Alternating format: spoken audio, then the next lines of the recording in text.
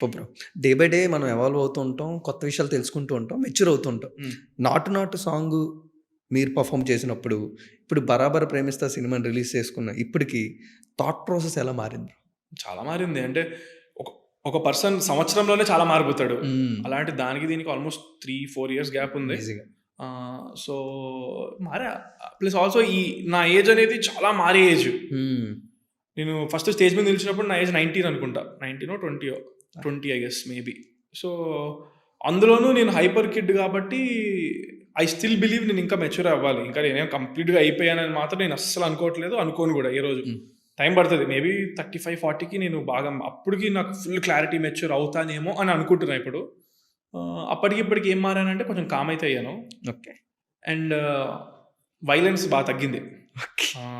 Violence అంటే దాని point of view on violence. ఒకప్పుడు ఎవరైనా తప్పు చేస్తే కొట్టేయచ్చు, తిట్టేయచ్చు అని అనుకునేటోడిని. ఇది నాటప్పుడు.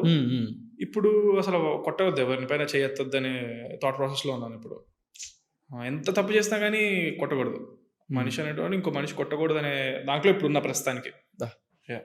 Super bro. మీ దగ్గరికి ప్రాసెస్ ఏమైనా ఉంటుందా బ్రో? ఎవరన్నా స్టోరీ చెప్పాలనుకున్నారు, వాళ్ళ దగ్గర ఒక చిన్న ప్రొడ్యూసర్ ఉన్నారు, బడ్జెట్ ఒక రిస్ట్రిక్టెడ్ బడ్జెట్, మీ దగ్గరికి అప్రోచ్ అవ్వాలంటే ఎలాగా? సోషల్ మీడియా హ్యాండిల్ ఈజీగా రెస్పాండ్ అయిపోతారు? Not really. అంటే ఇప్పుడు if they really serious about it, అంటే సినిమా తీద్దామని సీరియస్గా ఉంటే they will find a way to contact my father అని I believe. And also someone mutual through me or direct my contact, something like that, and approach me through WhatsApp or అలాగా.